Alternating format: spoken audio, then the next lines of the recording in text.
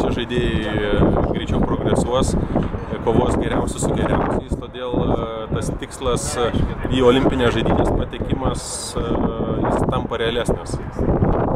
3 Lietuvos komandos ir 1 Latvių. Dėl ko būtent Latvija? Čempionatas yra atviras, žiūrima daugiau į pačią kokybę. Latvija labai stiprus klubas, dėl to lietuvių klubai tobulės.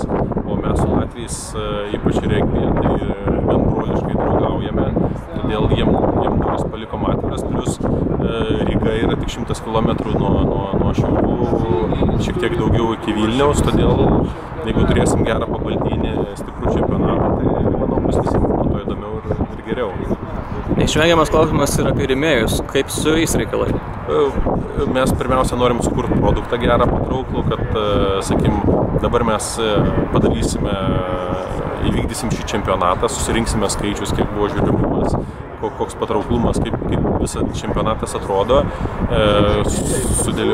paruošim komercinį pasiūlymą rėmėjam, remiantis tuo ir teiksim. Mes nenorim, sakim, dar pardavinėti oro, norim padaryti produktą, parodyti, kaip tai atrodo ir tada kalbėti su rėmėjais. Šnekant apie žiūrovus, kaip jūs reikės, kaip su jais reiks dirbti? Pagrindinis dalykas tai yra gera infrastruktūra. Tai jau dabar turim preliminarią informaciją, kad ir remiantis mūsų patirtim, kuomet rinktinė žaidžia bent jau Šiauliuose, tai jeigu pavyks rungtynės organizuoti centriniam stadione, tai aš manau apie 2-3 tūkstančiai tai tikrai bus. O sakim, kitose miestuose gal šiek tiek sudėtingiau, bet irgi tai bus įdirbio klausimas. Tai šiais metais, aš manau, sieksim, kad vidurkis būtų bent apie 500 žiūrovų stadione. Ir rungtynes bus galima žiūrėti nemokamai? Turbūt kai kuriuose miestuose taip, jeigu tai bus centrinis stadionas ir centrinės rungtynės, tai vienareikšmiškai tada prašysim žiūrovų investuoti į renginį. Esate sakęs, kad Lietuva žaidžia tik mėgėjai, tačiau nepaisant to, ši šaka tarp Lietuvos visų sporto šakų yra pačioj aukščiausioj lygoje ir lenkia ne tik jau A lygą futbolą, bet ir dar aukščiau, ar ne? Taip. Tai labai priklauso nuo pačių trenerių, nuo žaidėjų, nes, sakykime, gali būti profesionalas kontraktuotas žaidėjas kažkurioje sporto šakoje, bet jeigu jis nesielgs profesionaliai, tai ir tas žodis profesionalas tai yra tik tai saviapgaulė.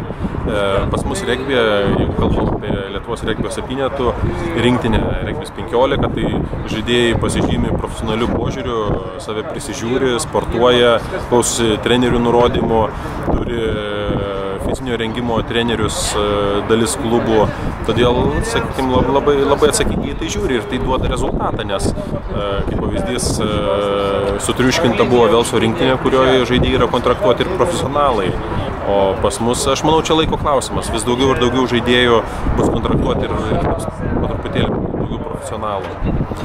Čempionai paaiškės spalio pradžioje ir jie ką gaus?